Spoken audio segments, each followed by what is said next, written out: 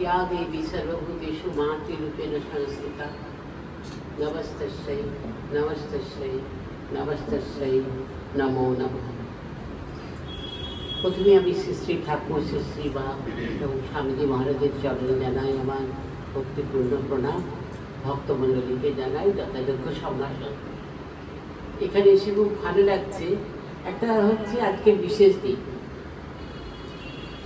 আপনারা জানেন না যে কি শঙ্করাচার্যের আজকে শুভ জন্মতিথি, শঙ্কর পঞ্চমী।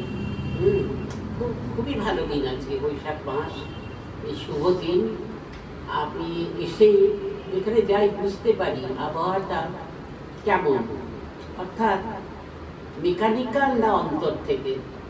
হ্যাঁ, এখানে এসে একটা যেন অন্তরের ছোঁয়া পাচ্ছি।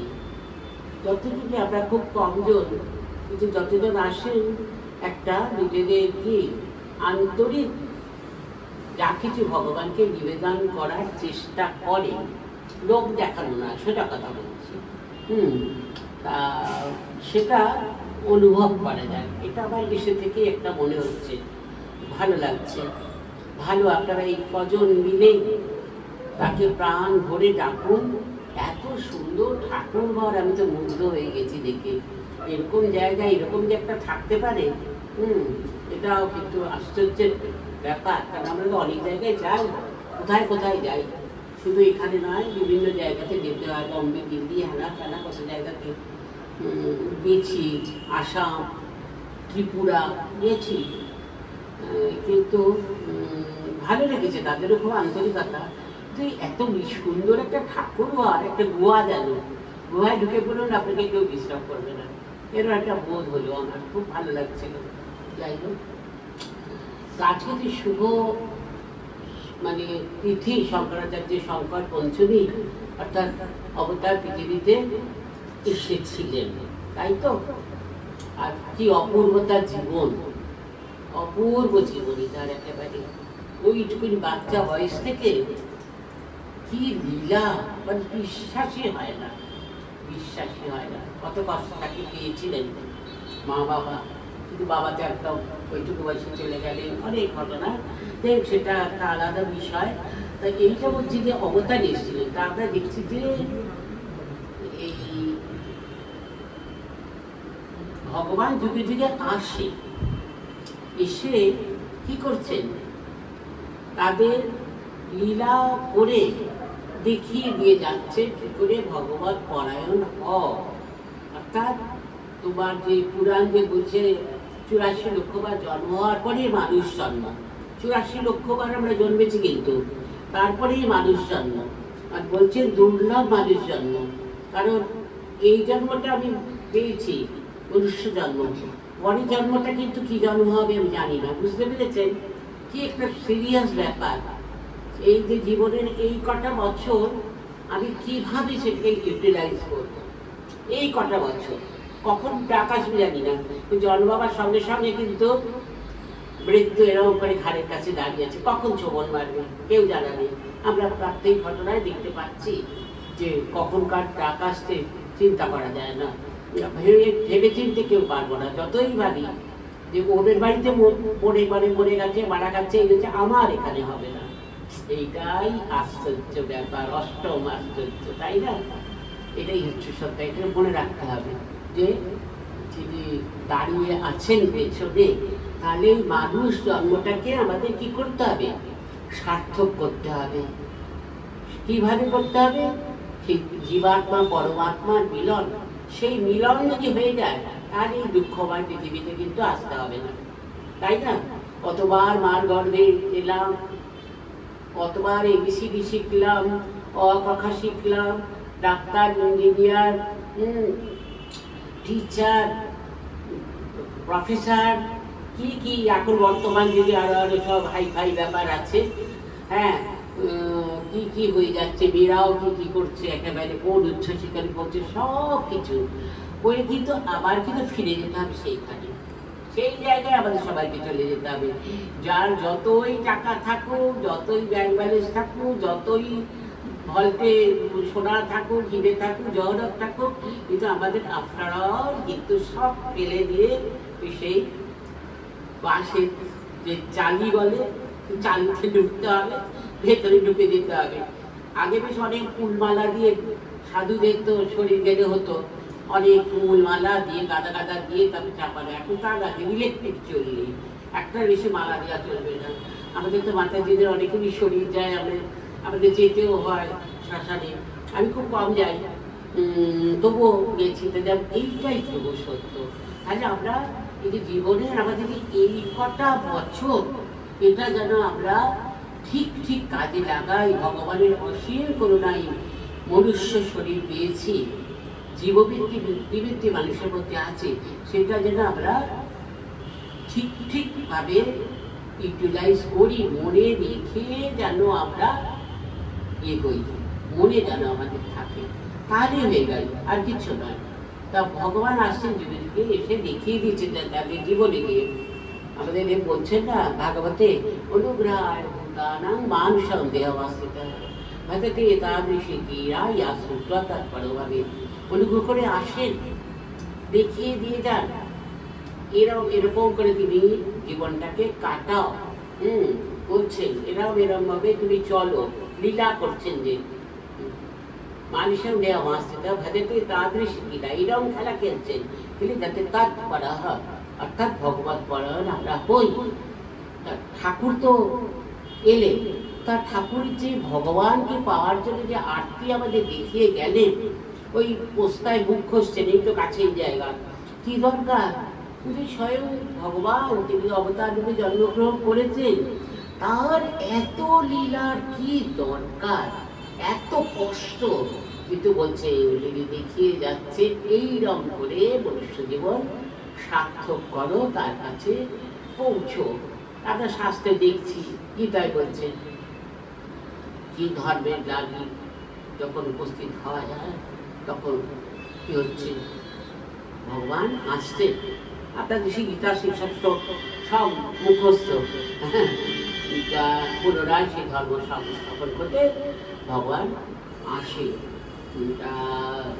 কারণ ধর্মের গ্লানি হলে তো হবে না, সেই জন্যে সেটাকে মোচন করতে হবে, যেতে হবে ঠিক পথে। আর এতেও তাই বলছে। আর কি সুন্দর আমরা দেখবেন কথার মধ্যে দ্বিতীয় ভাগ খুলবেন, শেষের দিকে আছে নারদ এসছেন রামচন্দ্রকে প্রণাম করতে, খুব কাছাকাছি এসে গেছে। এসে নারদ দাঁড়িয়ে আছেন, তো রামচন্দ্রকে নারদকে সাষ্টাঙ্গে প্রণাম করছেন। প্রভু এতদিন বাদে আসতে হয়, হ্যাঁ আমরা সংসারী জীব ইত্যাদি। নারদ তো বলছে কি রে বাবা, আমি তো রামচন্দ্রকে ভগবান বলে প্রণাম করতে এসেছি, কি উনি উল্টে সাষ্টাঙ্গের প্রণাম হয়ে অভিনয় হচ্ছে, কাছে এলো ধরা দেন না আর কি, সাষ্টাঙ্গের প্রণাম করলে ফেললেন একেবারে। এই ভগবান কাছে এসেও কিন্তু ধরা দেন নাই, ভীষণ কঠিন, তিনি আসছেন কিন্তু এটা থেকে। ওই বলছেন এটাতে অবদানন্তি মাঙ্গুরা মানুষীর তরুণা সুত পরম ভাব অজানন্ত ভগবত মহেশ্বরম। বুড়ো মানুষ তারা কি আমাকে, আমি যে মনুষ্য দেহ ধারণ করে আসি, তার জন্যে অবদানন্তি মাঙ্গুরা তনুসিং মানুষিত, হ্যাঁ যে আমাকে সে শ্রদ্ধা করে না।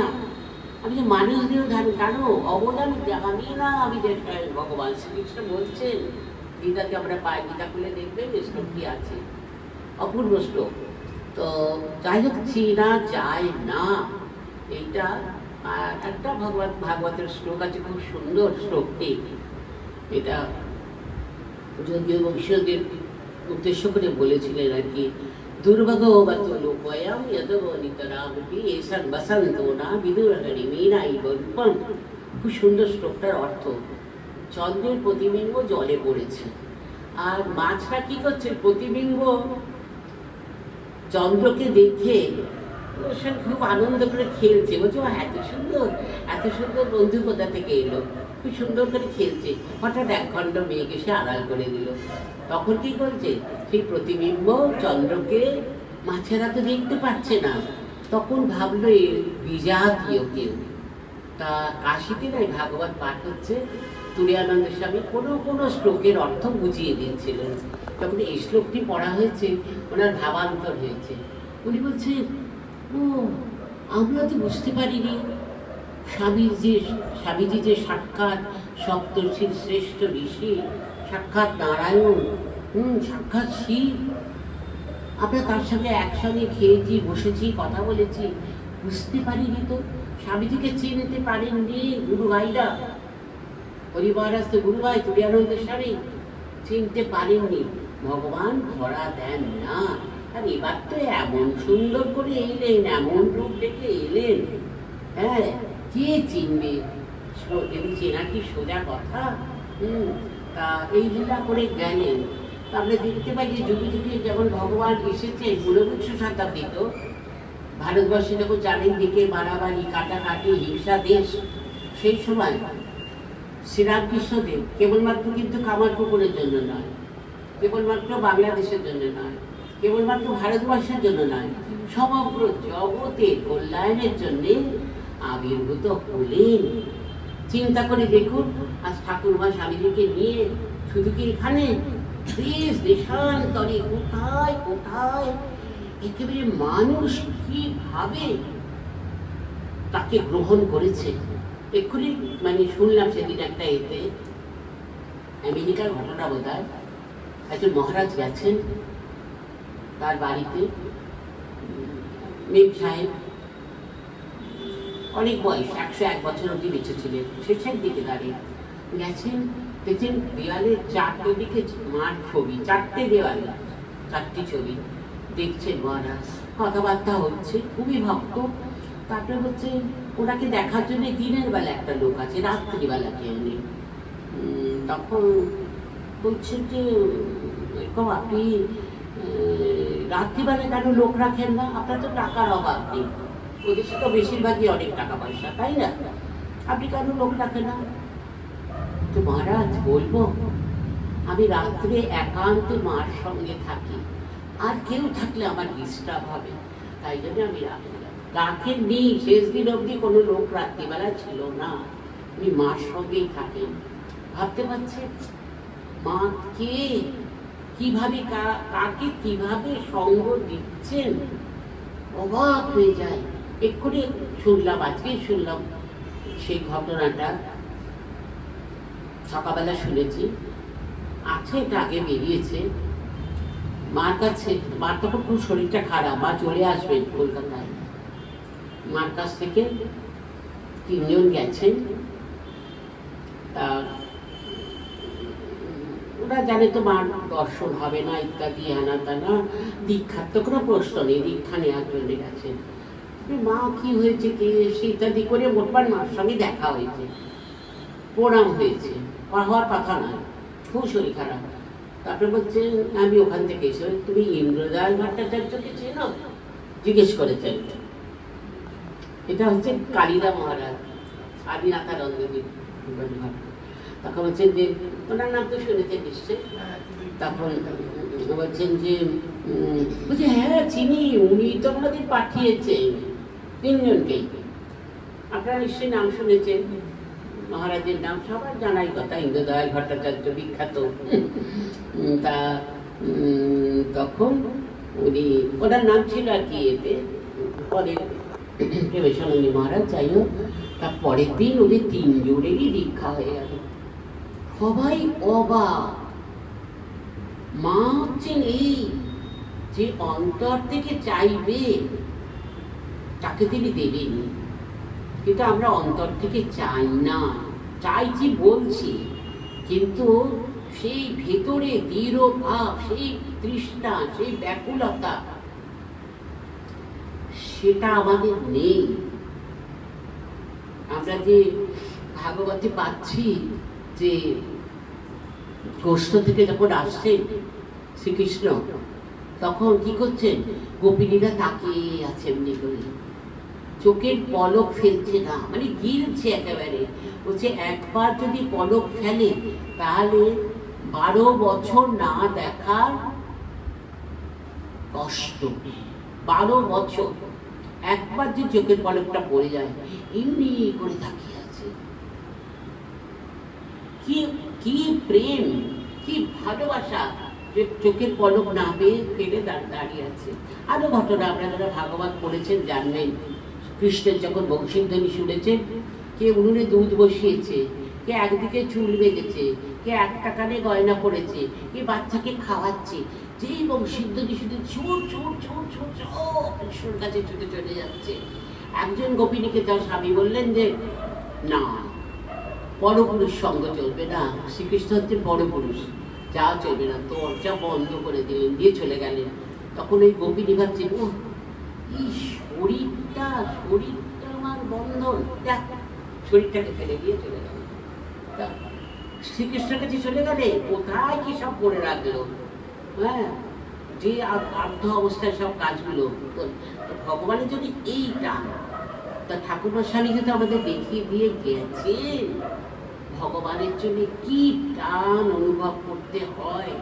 হ্যাঁ, এই তো কালী মন্দিরে গলায় খাঁড়াটা বসাতে গেলেন, হ্যাঁ, দেখা দিবি না, ব্যাস সঙ্গে সঙ্গে ঝলমল করে আবির্ভূত হলেন। কিছু বছর আগের তো ঘটনা, আপনাকে বলেছিলাম কিনা মনে নেই, বিশুদ্ধানন্দজি মহারাজের কথা বলেছিলাম।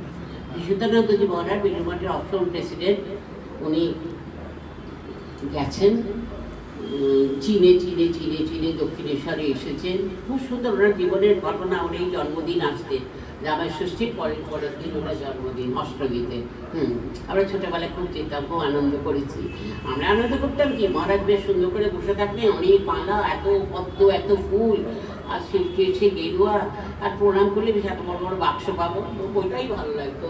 মহারাজকে ভালো লাগছে, ছোট বলে আমাদের এইটুকু বাক্স দেবে তা না, আমাদের এত বড়, আমরা ধরতে পারতাম না, ছোট্ট ছোট্ট, কিন্তু কাউকে দেবো না আমরা, সে সবাই হাসতো, কিন্তু আমাদের মন তো ফুল ওইটাতে আছে, খেতে পারি না পারি বড় বাক্সটা। মহারাজ খুব ভালোবাসতেন একেবারে, খুবই সুন্দর। কোনোদিন সুযোগ হলে মহারাজের কথা একদিন বলবো, মানে সত্যি মাময় ছিলেন উনি আর কি। তা এই বিশুদ্ধানন্দ মহারাজ এসছেন দক্ষিণেশ্বরে, চীনে চীনে এগিয়ে গিয়েছিলেন, আবার পেছিয়ে এসছেন, এসে তারপরে ঢুকেছেন, 1টা বেজে গেছে, মন্দির বন্ধ। উনি না হা করে ভিতরে বসে পড়েছেন, মানে অজ্ঞানের মতন। হঠাৎ দেখছেন যে মন্দিরের দরজার সামনে ঝলমল ঝলমল করে মা কালী স্বয়ং দাঁড়িয়ে আছে। উনি দেখছেন ওনার দর্শন হচ্ছে, দরজা কিন্তু বন্ধ, আর কেউ দেখতে পাচ্ছে না, কিন্তু এটাই হচ্ছে এই জগতের ব্যাপার।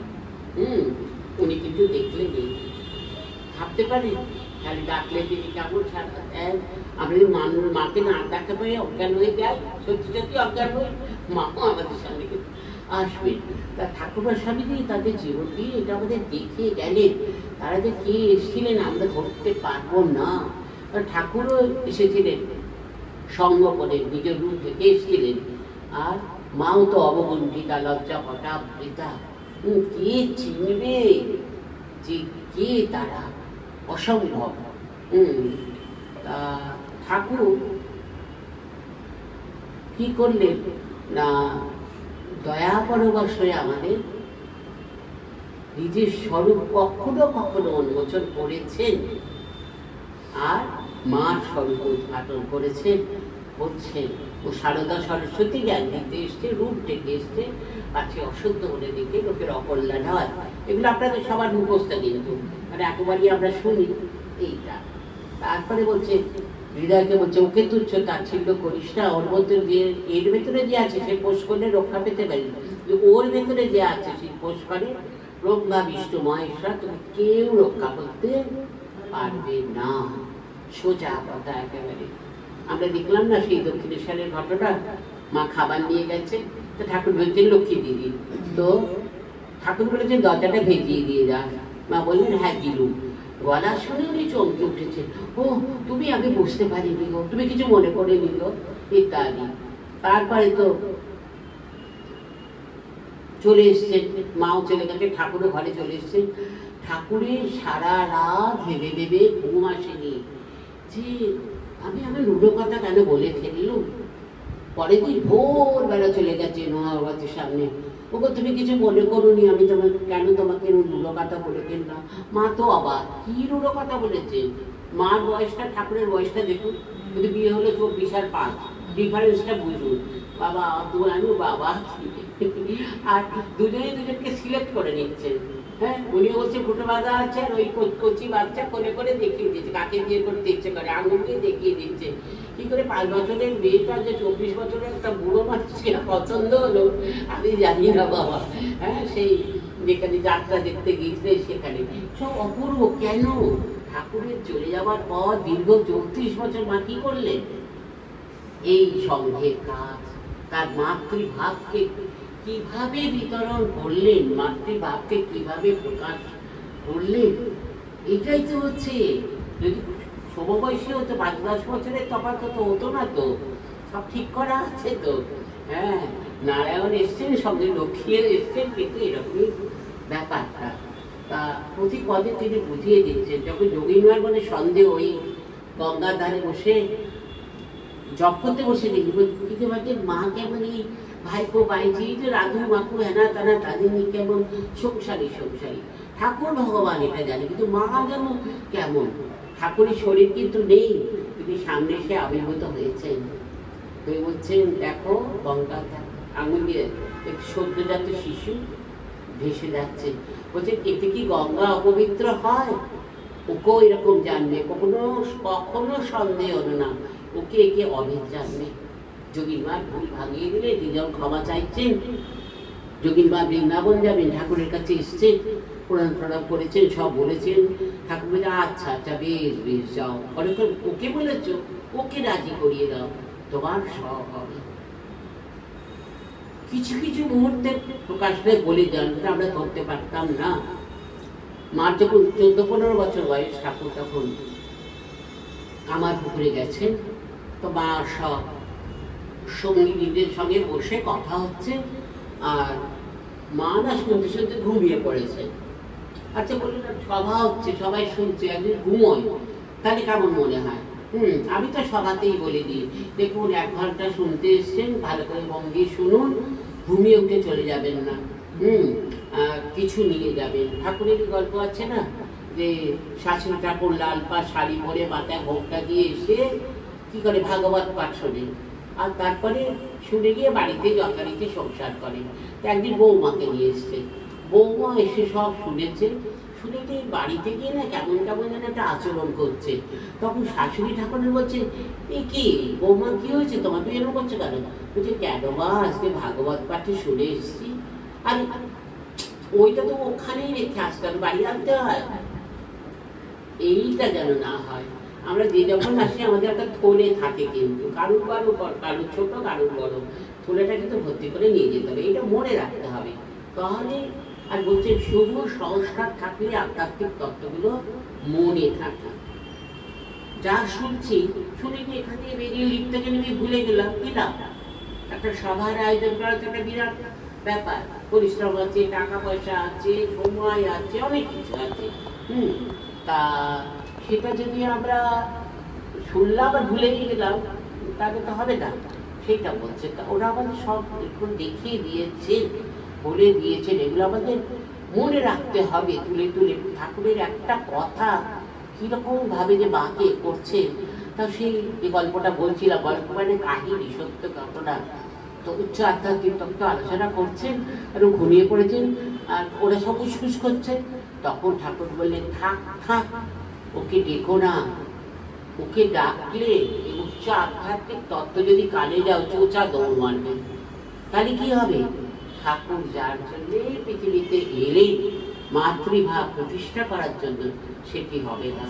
তাই মাকে ঘুম পাড়িয়ে দিলেন, তুমি বাবা থাকো তোমার এতে। মন যদি ঘু করে উঠে চলে যায়, আটকানো যাবে না।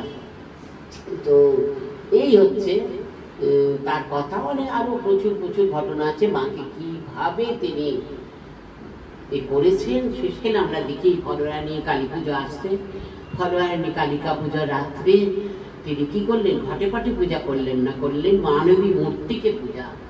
এবং 12 বছরের সাধনার পর মার পায়ে সমর্পণ করলেন, নিজে জপমালাটি অবধি, যেটা মাস্টারমশাইয়ের বাড়িতে আছে।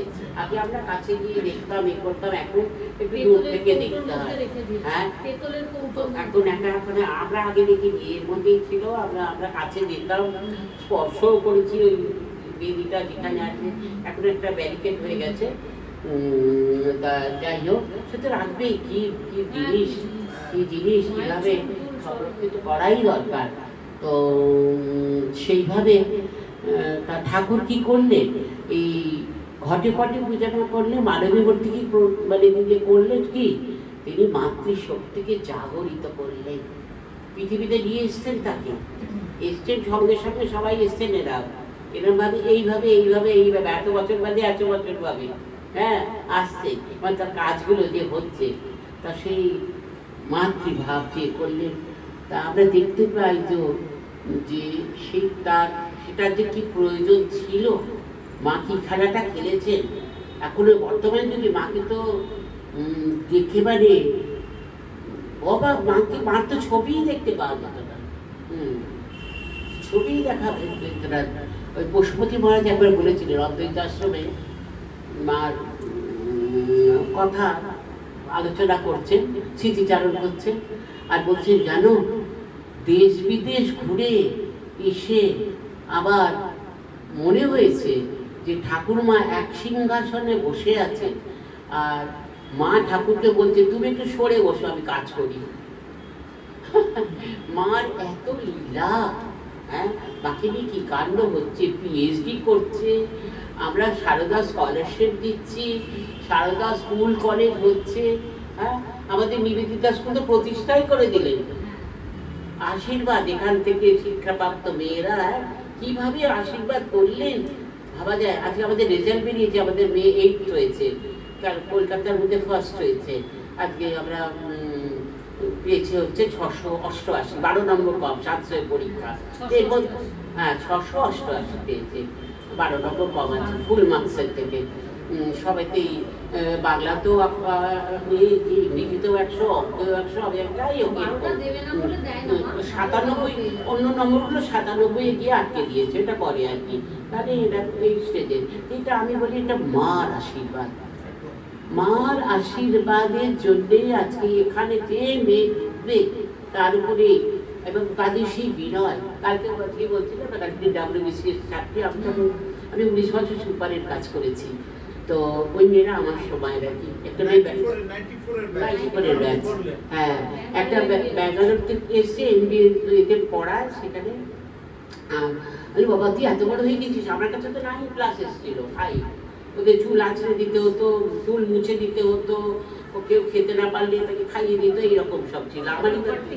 আমারই বা তখন কি বয়স, আমি তো সন্ন্যাসে এসেছি, আমার উপর বাস এটা। যাই হোক এখন তারা এত বড়, আমি দেখলাম দুটো বাচ্চা এসছে, তারা উঁচুতে বসে নেই, মেয়ে দুটো কিন্তু বড় বাচ্চাদের কাছে নিচেতে বসেছে, হয়েছে শিক্ষা পেয়ে গেছে। WBCS এক্সপার্ট নিয়ে আসে, সব হাইফাই করিস না বাবা, তোরা তো অনেক বড় বড় হয়ে গেছি। আর একজন বিরাট অফিসার, তার তো রীতিমতো থাকে একদম, তো তারিতে আমরা গিয়েছিলাম, পুরো স্কট ছাড়া সে চলতেই পারবে না, বেশ আমাদের পায়ের কাছে বসতাম। ও কি বলবে তোর যদি ওরা দেখে, কিন্তু এতটাই ওদের বিনয় আর কি। এটা তো মার আশীর্বাদে, মা যে কি করে গেছে রাজ্যের স্কুলে যা কিছু উন্নতি। হ্যাঁ আমাদের পয়সা করি বেশি নেই, আগেকার স্কুল তো বাড়ি ঘর নেই, 11, 12 আমরা রাখতে পারছি না বাড়ির জন্যে, সব বাড়ি অনেক অনেক টাকায় বিক্রি হয়ে যাচ্ছে, আমরা কিনতে পারছি না। আমি দেখো বার যা ইচ্ছা তাই হবে, অনেক কষ্ট করেই মেয়েরা থাকে। আমরা 11, 12কে ঢুকতে দিতে পারছি, স্কুল হচ্ছে কিন্তু ভালো ভালো মেয়ে আমরা ক্যান্সেল করে দিচ্ছি, মানে আমাদের জায়গা নেই, থাকার জায়গা নেই। তা আমি বললাম দেখো কোনো চিন্তা নেই, মা যা যা করা মা নিজেই করবেন, আমাদের কিছু করতে হবে না। আর টাকা পয়সা চাইলে টাকা পয়সাই দেবেন, কিন্তু আসলটা দেবেন না। চাই না বাবা তুমি যা করছো করো, এটা বলি আর কি। কারণ এখন সব কত ভালো ভালো ব্যবস্থা, স্কুল কলেজ, হ্যাঁ এসি, কত রকম সব আগেকার আমাদের পুরোনো মান্ধাত্তা মনের বাড়ি, অনেক রকম কষ্ট আছে। যাই হোক 125 বছর হয়ে গেছে আমাদের এটা।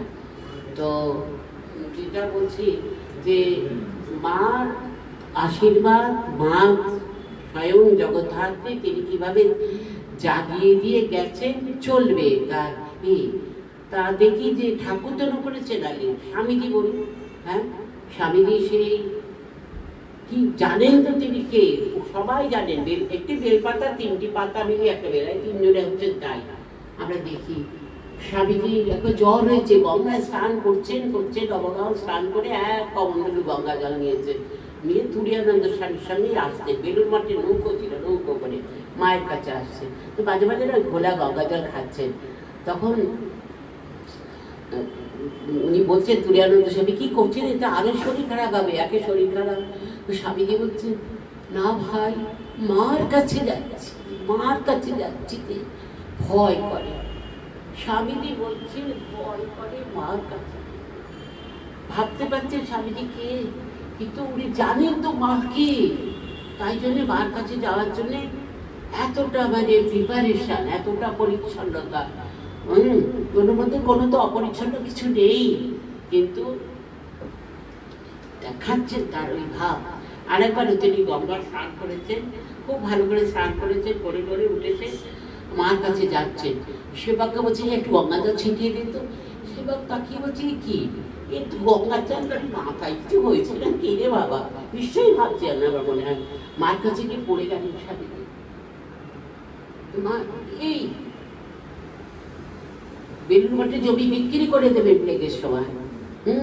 কারণ স্বামীজি দিয়ে দরকার তো এত বড়, আমাদের মতো এইটুকু নয়, না বাবা আমার 100 টাকাকে 100 টাকা 10 জনকে ভাগ করে দেবো। স্বামীজির ওটা ব্যাপার না, সব দিয়ে দেবেন একেবারে।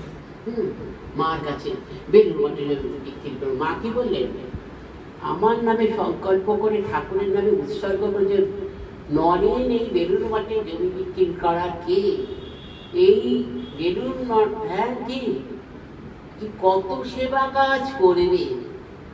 আজ আমরা দেখতে পাই যে বেলুর মঠ আর দেশে বিদেশে কোথায় কোথায় কোথায় কিভাবে কাজ করেছে। একজন সন্ন্যাসী একটা সেন্টার চালায়, কত বিদেশি সেন্টারগুলো আছে। হ্যাঁ, এমনিও একজন দুজন মানে করে। তা যদি স্বামীজির সেই ইমোশন যদি বেলুর মঠে জমি বিক্রি হয়ে যেত, আজকে সেবা কাজ হতো। মা দেখুন কিরকম, কি পারবে নরেনকে এত ভালো, পাশে পুজো হচ্ছে সেবাশ্রমে, পাশে বসিয়েছেন বলে লোকে দিলে ঠাকুর থাকলে মাথায় বসিয়ে রাখবেন নরেনকে। যখন দুর্গাপুজো হয়েছে সেটা নিয়েও তো ওদের মধ্যে বাঘ বিতণ্ডা, কিন্তু দুর্গাপূজা হবে, মহামায়ার পূজা হবে বই কি, কিন্তু পশু বলি হবে না। কারণ সংসার যে সন্ন্যাসী তাদের সবাইকে অভয় প্রদান করাই হচ্ছে কর্তব্য, সেটা কাজ। তো স্বামীজি মেনে নিলেন, ঠিক আছে। কিন্তু যদি আমার মনে হয় ঠাকুর যদি বলতেন, ঠাকুরের সঙ্গে যদি এই ঘটনা ঘটতো, স্বামীজি একেবারে শাস্ত্র বার করে বলতে নিয়ম আছে, নবমীতে পশু বলি হয়। মার কাছে একটি কথাও বললেন না, একটি কথাও না, একেবারে জানেন জানেন। তাই তো যখন স্বামীজি বিদেশ যাওয়ার কথা হচ্ছে, ঠাকুরের কাছে ইঙ্গিত পেয়েছে, ঠাকুরের তো শরীর নেই, ইঙ্গিত পেয়েছে। তা ভাবতেন মাকে একটা পত্র লিখলে হয় না, দুজনে তো অভেদ জানেন। তখন পত্র লিখলেন, উত্তর এলো, বলছে খুব করে সাগর পার। আপনারা স্বামীজির পত্রগুলি নিশ্চয়ই পড়েছেন, দেখবেন সেই যুগে যে ঠাকুর সেই রামকৃষ্ণ রাম আর মা যে সীতা, উনি যে তার হনুমান, তার প্রমাণ খুব করে সাগর পার। খুব করে থেকে হনুমানই তো পার হয়েছিল। হ্যাঁ, তা স্বামীজি হচ্ছেন তাই। অসংখ্য ঘটনা, যখন বাবুরাম মহারাজের মা দুর্গা পুজো করবো, মাটির পূজা, দুর্গা মাটির প্রতিবাদে বাবুরামের মাটির বুড়ো বয়সে বিমূর্তি হইল, জ্যান্ত দুর্গা ছেলে মাটির প্রতিমায় পুজো করবে। তিনি মহাপুরুষ মহারাজকে চিঠি লিখছেন, তুমি জমি কিনে মাকে বসিয়ে দেবে। কি সুন্দর চিঠি, সেদিন আমি হাঁপ ছেড়ে বাঁচবো। মা দুর্গা জ্যান্ত দুর্গাকে যিনি বসিয়ে, সেদিন আমি হাঁপ ছেড়ে বাঁচবো। তাই তো করলেন। আজকে এই অসংখ্য ঘটনা, অসংখ্য ঘটনা। আর রাজা মহারাজ, মার ঠাকুরের সব সন্তান, রাজা মহারাজ তো মার কথা বলতে পারতেন না। আমি বলি আমরা স্টেজে বসে বসে ইজি বলে যাচ্ছি, আমাদের তো ভাবটা হয় না অত কিছু। তা রাজা মহারাজ ঠাকুরের সাক্ষাৎ মানুষপুত্র, বলতে পারতেন না, ভাবে টনবল করতেন একেবারে, হাত পা কাঁপতো একেবারে, বলার ক্ষমতা নেই। সেই অষ্টমীর দিন সে 108টা পদ্ম দিয়ে কিভাবে মা পুজো করেছিলেন। হ্যাঁ, একবার মা এসছেন সঙ্গিনীদের সঙ্গে সাধারণ উৎসবের সময়, তো বেলুর মাঠে যে পুরোনো মন্দির, সিঁড়ির নিচে মাকে আর ভক্তরা সাধু ব্রহ্মচারী দুপাশে দাঁড়িয়ে। ভাষাটা আছে যে রাজা মহারাজ কম্পিত কলে বাড়ি মাকে আরো কাঁপছে, হাত কাঁপছে একেবারে, এই অঞ্জলি দিলেন। আর এই সর্বমঙ্গল মঙ্গল শিবে সর্বার্থ সাধিকে শরণ্যে ত্র্যম্বকে গৌরী নারায়ণ নমস্তে বলে প্রণাম করে তারপরে কাঁপতে কাঁপতে তুলতে চলে গেলেন। সবাইকে বললেন তোমরা অঞ্জলি দাও, প্রণাম করো। আরো ঘটনা যে মা যাচ্ছেন রানাঘাটি যাবেন উনি, আর উনি যাচ্ছেন ভুবনেশ্বর, তো উনি বাঁকুড়া ওখানে হয়ে যাবেন। তো মা তার ট্রেনের কামরায় বসেছেন, আর রাজা মহারাজ এসছেন সেই বিরাট গাড়ি করে। নেমে দেখছেন মা, রাজা মহারাজ এখান দিয়ে ওনার ট্রেন ছাড়বে নাকি আর একটা প্ল্যাটফর্মে ঢুকে যাচ্ছে। ঢুকে গিয়ে ওই হাওড়া স্টেশন আমরা এলেই সব কাপড় ছাড়ি সাষ্টাঙ্গে প্রণাম করে ঢুকে গেলেন। ঢুকে গিয়ে দেখছেন, যারা দেখছেন যে দুজনে মিলে কি সব কথা হচ্ছে।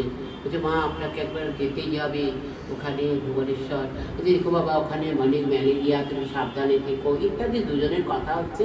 আবার প্রণাম করে আমরা যখন মন্দির থেকে এরকম করে বেরোই, রাজা মহারাজ এরকম করে বেরিয়ে আবার প্রণাম করে ঘুরে এসে নিজের যে ট্রেন ভুবনেশ্বর যাবে সেখানে উঠলেন। ভাবতে পারি কি ঘটনা, অবাক হয়ে যেত একেবারে। মা নামে বিভোর, ওরা সে এক জায়গাতে সব এসছেন না, সবাই সবাইকে যে জানে নেই। মাও কৃপা পরবশ হয়ে আমাদের সব জানিয়ে দিয়েছেন যে তিনি কে, হচ্ছেন পুরাতন আত্মাশক্তি মহামায়া, যুগে যুগে আবির্ভূত হয়েছি, আবারও হব। সেটা আমরা প্রমাণ পাই যে কিভাবে তিনি কতবার কিভাবে তিনি এসেছেন। আমরা যদি চণ্ডীতে দেখি যে যদি মোটামুটি 3টে ভাগ করে নিই আমরা, তা প্রথম ভাগে দেখি মধুকৈটা, মধ্যভাগে হচ্ছে মহিষাসুর, শেষ ভাগে হচ্ছে সুন্দরী সিংহ। মোটামুটি অনেক অসুর এসে যাচ্ছে এর মধ্যে, অনেক অনেক অসুর এসে যাচ্ছে এখানে। তো এইটা হচ্ছে মেন 3টে ভাগ আর কি। তা প্রতিবারই কিন্তু কি হয়েছে, এই দেবতারা স্বর্গ থেকে চ্যুত হচ্ছে, কারণ অসুররা এমন তপস্যা করে না, বর পাবেই একেবারে, পেয়ে একবারে স্বর্গরাজ্য অধিকার করে নেয়। এবং তারা দেবতারা তারপরে সেই দেবীর আরাধনা করে, আবার পুনরায় স্বর্গে ফিরে আসে।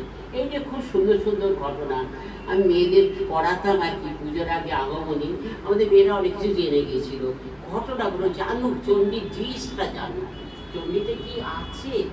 একটা আমাদের তো গীতা চণ্ডী যদি না জানে কি জানবে, একটু তো জানা উচিত। মেয়েরা অনেক জেনে গেছিল কি ব্যাপার, কি ঘটনা ঘটেছিল, ওদের দিয়ে নাচ করাতাম, গান করাতাম, তার ডায়লগগুলো ওদের দিয়ে বলাতে করে করে ওরা বেশ সুন্দর জেনে গেছিল। তা দেখছি প্রতিবারই কিন্তু এইরকম এবং মহামায়ার যে শক্তি, এবং তাকে প্রসন্ন করতে পারলেই কিন্তু সব কিছু হয়ে যায়। আর কি হয়, সে অসুর তাকেই পায়, সে দেবীকে প্রাপ্ত হয়।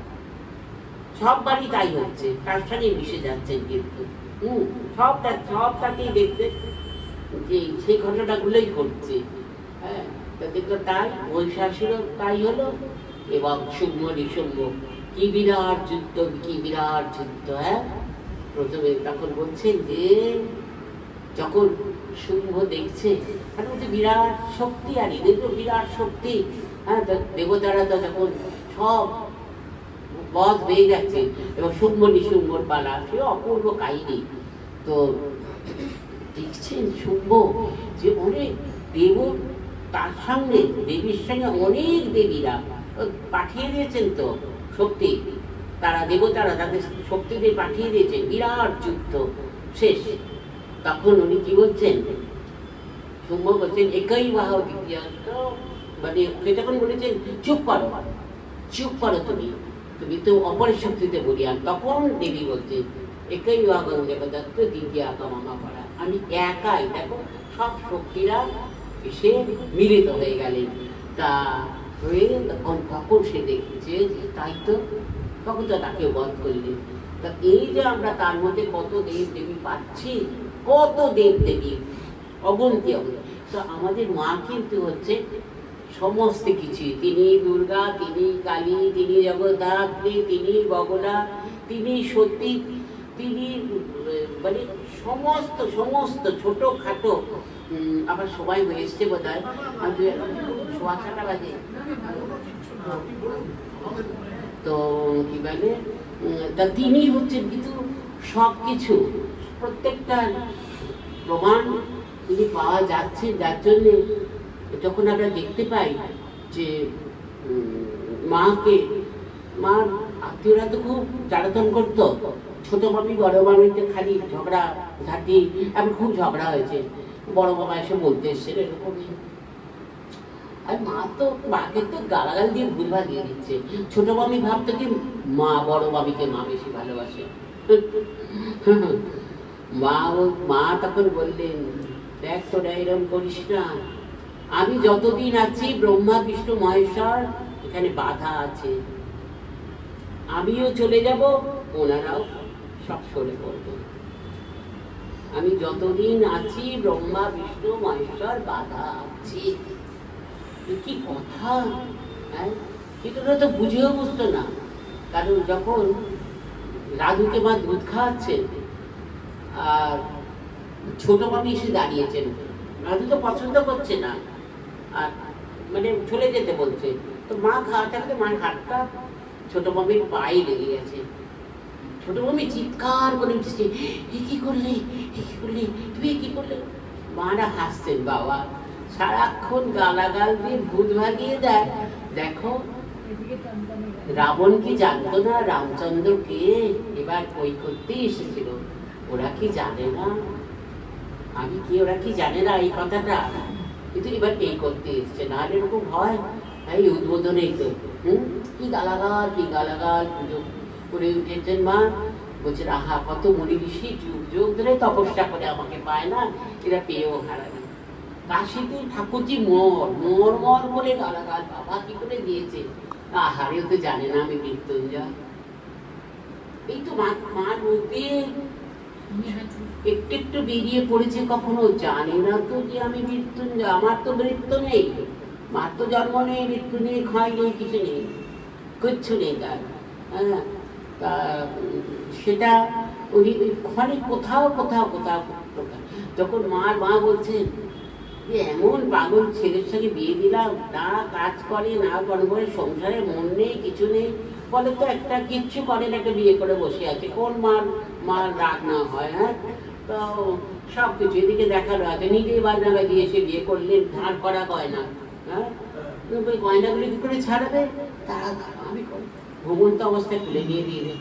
কিন্তু বলছে আমার গয়না কই, ছোট বাচ্চা একেবারে সৃষ্টি বা সিনেমা হয়েছিল, ছোটবেলায় দেখাচ্ছে আমার গয়না কোথায় গেল, ছোট বাচ্চা, আহা কি কষ্ট বলো দেখিনি। তো ঠাকুর সেই করলেন, হ্যাঁ, করে কিরকম ব্যাপারটা। এখন দেখো মা কত যে হার, কত যে টিপ, কত কি পরে বসে থাকে, কত মন্দিরে কত কি সব দেখি, কি সার আর কাপড় এত, ওরে বাবা ঠিক করে না থাকলে মা কাপড় যতই দামি কাপড় নিয়ে যাও তোমার কাপড় পরানো হবে না, কিন্তু দাম এ করা আছে, ঠিক করা আছে কোন দিনে কোনটা পরাবে।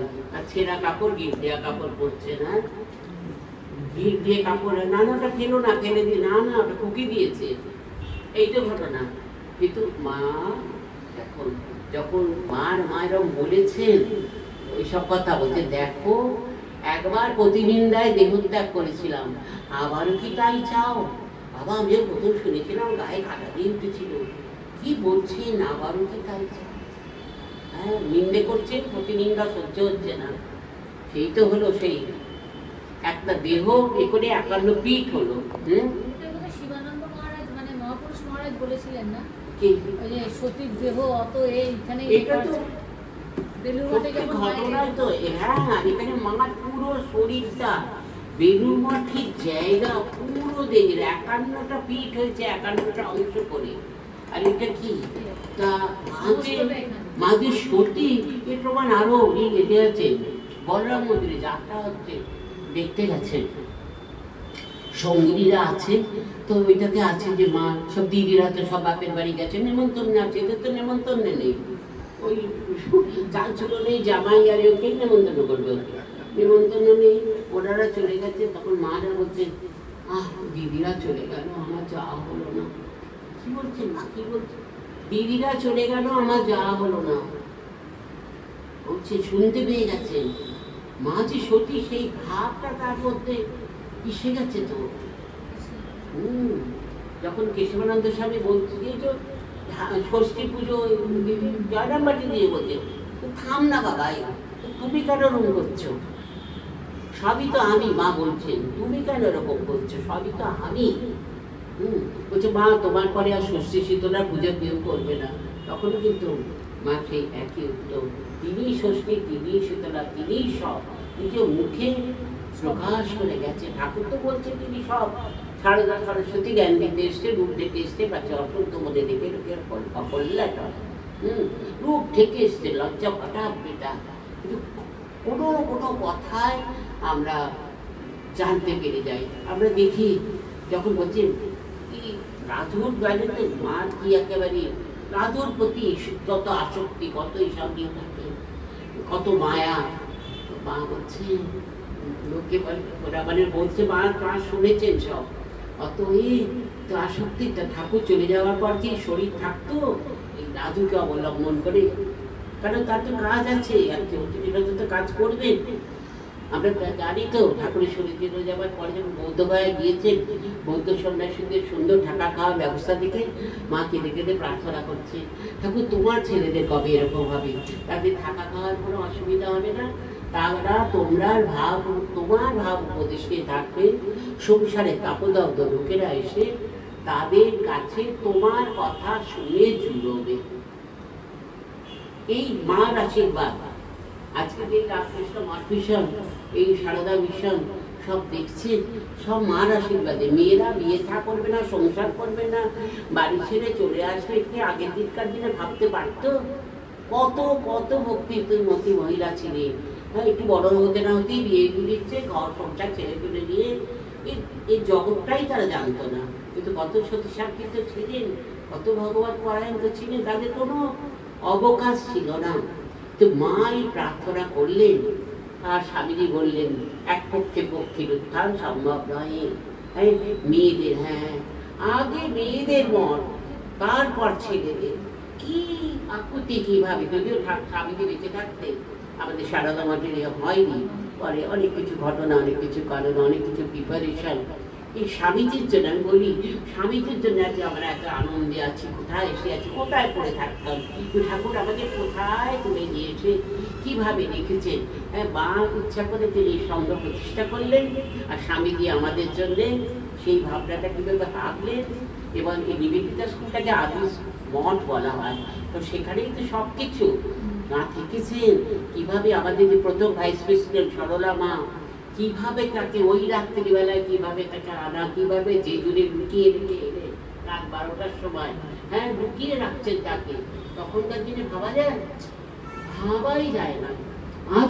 আজও অনেক ঘটনা ঘটে, কত মেয়ে পালিয়ে আছে, কিচ্ছু নেই, একটা পড়ে আছে। আমরা তাদেরকে আবার সব দিয়ে দিয়ে করি টুরি, আছে সেইরকম বই রাখবো। একমাত্র মেয়ে, 2 বোন, কত বেগুন বটে আছে, 1 ভাই 1 বোন, আমাদের কাছে বোনটাও দেবে দাদাটা, এরকম অনেক ঘটনা আছে। এই সবই তো তার আশীর্বাদে। এবং মা দুহাত বাড়িয়ে বলছেন এসো এসো, ডাকছেন। এই যে কুটি গাড়ি খাট থেকে যে ঠাকুর আজও ডাকছে, আজও আজও ডাকছেন। আমরা কিন্তু সেই ডাক শুনতে পাচ্ছি না। আমরা যদি অন্তরে তাকে ডাকি, যদি আমাদের হৃদয়টাকে হৃদয় আসনটাকে কিন্তু পরিষ্কার করতে হবে, খুব পরিষ্কার, নাহলে আসবেন না। আপনার খেতে দেন, এখন হচ্ছে টেবিল চেয়ার, আগে নিচে মুছিয়ে আসন পেতে সুন্দর করে খাওয়া ছিল আমাদের নিবেদিতা স্কুলে ছিল, আমাদের মুক্তিপ্রাণা মাতাজি সন্ধ্যাপাটা সব আমাদের নিচে বসে খাওয়া ছিল। আমরা দেখেছি, আমরা একসঙ্গে খেতাম, আমরা তো অনেকদিন এসেছি, তাই জন্য আমরা ওগুলো দেখেছি ঘটনাগুলো। তা করে তবে সেরকম আমাদেরও হৃদয় আসনটাকে পরিষ্কার করতে হবে, সব জঞ্জাল মেরে দিতে হবে। কচুরিপানা আসে আবার সারাও চলে যাবে, এরপরে তুলে দূরে সরিয়ে দিয়ে পুড়িয়ে দাও, তাহলে আর আসবে না। কিন্তু আমাদেরও হৃদয় আসনটাকে পরিষ্কার করতে হবে। সে আমি বুঝি ঘটনাটা বলি, এটা হয়তো অনেকে শুনে থাকবেন, সত্য ঘটনা, এই দক্ষিণেশ্বরেরই ঘটনা। যে ভদ্রলোক বলেছিলেন ওনার 84-85 বছর বয়স, খুব বড় লোক, ওদের জমিতে বোধ হয় কলেজ স্কুল কিছু সব হয়েছে দক্ষিণেশ্বরে, আমি ঠিক পার্টিকুলার জানি না কোনটা, অনেক অনেক দান দেন। তা ভদ্রলোক বলছেন ওরা মিত্র পরিবার। আমি বলতে পারি গিয়েছি, এখন বলতে পারবো না কোনখানে বাড়িটা, যাই হোক। তো বলছি জানো আমি না পড়াশোনা করি, অঙ্ক করি, এ করি, আর শুনি একটা মুচি আমাদের বাড়ি বারান্দায় বসতো, জুতো সেলাই করতো, আর সারাদিন বলে হায় রাম সারাদিন। একদিন দেখি বাবা চলে গেছে, গিয়ে না মুচিটার কাছে গেছে, আমি দেখছি, গিয়ে বলছে হ্যাঁ বেটা তুই সারাদিন কি হায় রাম করিস, রামজি কি তোর কাছে আসেন? তখন মুচিটা বলেছে হ্যাঁ বাবু আসে, জায়গা ফান্নাতে চলে যা, আমি রামজির জন্য জায়গা করছি। বলছে তো তোর ভদ্রলোক না ভুলে গেছেন উনি অত বড় লোক, অত বড় বিরাট হ্যানা দানা, অত মানামানি আগেকার দিনে ছিল। তো উনি ওকে জড়িয়ে ধরেছেন, মুচিটা জড়িয়ে ধরেছে, বাবা তুই আবার কি কথা শোনালি, বলে দুজনেই কাঁদছে।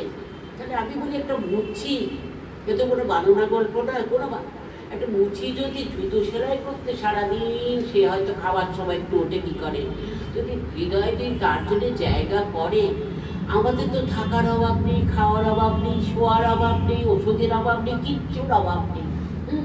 তা আমরা ভগবানের জন্য একটু জায়গা করতে কি পারি না? আমরা কি পারি না? আমরা কেন হিদিবিদি নিয়ে কেন মত্ত থাকবো? অকারণ যেটা সত্য নয় সেটা নিয়ে কেন আমরা মজে থাকবো? আমরা ঢুকেছি সংসারে, ঢুকেছি, সঙ্গে যেখানে আছে সেটাই বড়, কিন্তু সেখানে কাজ করে যাবো। ঠাকুর বলে দিয়েছেন বড় লোকের বাড়ি ছিঁড়ের মতো থাকবো। বড় লোকের বাড়ি ঠিকই কাজকর্ম করে, মন রাত দিয়ে আমার বলি আমার মধু কত আদর করে, হেনা তারা মনে মনে জানে এটা আমার কেউ নয়। বাড়িতে দেশের বাড়িতে সেই কালো কালো ছেলেটা নাক দিয়ে ফোটা পড়ছে, প্যান্টটা করে, ওইটাই আমার আপন। তা আমরাও তা কি হয় যে যারা কলকাতায় চাকরি করতে আসে, হ্যাঁ, তাদের একটা টেম্পোরারি লোকাল অ্যাড্রেস থাকে, আবার যখন ছুটি হয়ে যায় কি রিটায়ার করে, তাদের সেই পার্মানেন্ট অ্যাড্রেসে দেশে ফিরে দেয়। আমরা সেই চাকরি করতেই এসেছি, কিন্তু আমার মনে হয় আমরা চাকরি করতেই এসেছি, এটা আবার থাকার জায়গা নয়। আমরা কিন্তু সবাই ফিরে যাব আমার নিজের বাড়িতে, হ্যাঁ, যেখানে সেই আমার সব কিছু আছে, মা বাবা সবার আছে সেইখানে। তাহলে আমরা এখানে মিছে কেন কাটাবো সময়টা? ঝুট ঝামেলার কি আছে? তবে অভিনয়টা ভালো করে করতে হবে, কিন্তু ভালো অভিনয় না করলে ফার্স্ট প্রাইজটা পাবো না। আমরা সবাই কিন্তু অভিনেতা অভিনেত্রী। আমি ছোটবেলায় লালগুলো সিনেমা দেখেছিলাম, কি কেঁদেছিলাম। তো তখন না আমাদের হচ্ছে 4 আনার টিকিট, 4 আনা 10 আনা, আমার যতদূর মনে আছে টিকিট, আজকের কথা তো না, খুব ছোটবেলায়। সিনেমা খুব কম দেখেছি, কিন্তু ওই রকম কয়েকটা সিনেমা আমি দেখেছি, বাচ্চাদের সিনেমা, এই সমস্ত লালগুলো, তারপরে কি তৈলক গোস্বামী, শ্রীশ্রীমা, কাবুলিওয়ালা, এগুলো আমি দেখেছি। কিন্তু বড় বাংলা টাংলা বুঝতাম না, ছোটবেলায় যায়, তারপর তো বুঝতাম না, দেখি তো ওইটা আমার মনে আছে, কাঁদলাম। তারপরে শেষ হতে বললাম বাবা এই সিনেমা থেকে পয়সা দিয়ে কাঁদলাম, কি বাবা এটা সিনেমা। কিন্তু এখন ভাবি যে হ্যাঁ, জীবনটা ওই সিনেমাই, কিন্তু পর্দা পড়ে যাবে, ব্যাস, আর কোনো অস্তিত্ব নেই। তাহলে এটা জেনে শুনে আমরা যেন সেইভাবেই চলি। আজকের দিনে আমি ঠাকুরমা স্বামীজির কাছে প্রার্থনা করছি, আমরা যেন সংসারে এইসব নিয়ে ভুলে না থাকি। একটা দোহা আছে, চলতি চক্কে সব কই দেখে কিল না দেখে কই, জো কিলকে পাকার রহে সাবুত হয়ে, যা তা ঘুরছে, সব দানাগুলো পিষে যায়, কয়েকটা দানা সাবুত, তো গোটা থাকে, পিষে যায় না। আমরা যদি মাকে ধরে থাকি, এই সংসার যাতে আমরা পিষে যাব না, সাবুত থাকবো, যার জন্য মনুষ্য জন্ম সার্থক, ভগবানকে পাওয়া, সেটি করার জন্যে, অর্থাৎ তার কোলে ওঠা। বাচ্চা ছেলে চুষি কাঠি চষে, লাল লাল এখন কি আছে জানি না, আমি ছোটবেলায় দেখতাম ছোট ছোট কাঠের চুষি কাঠি বলে চষে মারা কাজ করে, যখন একটু কাজে আসে না চিৎকার, তখন সব ফেলে দিয়ে সে বাচ্চাকে কোলে নেয়। তা আমরা যদি চুষি কাঠি নিয়ে ভুলে না থাকি, চিৎকার প্রথম থেকেই করবো, তোমায় কোলে তুলতে হবে, তাহলে সংসারে নোংরা নুয়ে আমার খাটতে হবে না, কোনো কষ্ট, তাই না? একেবারে মার কোলে উঠলে আর কে কে আমাকে বাঁচছে, আমার মা আছে, আমার বাবা আছে, আমাকে কিছু করতে পারবে না, এই ভাবটা। আজকের দিনে প্রার্থনা করি আমরা সবাই যেন মার কোলে উঠে পড়তে পারি, মনুষ্য জন্ম যেন সার্থক হয়। জননী সারদা দেবী রামকৃষ্ণ জগৎগুরু পাদুকাতে জয় শ্রী প্রণাম। জানি না বেশি সময় নিয়ে নিলাম কিনা।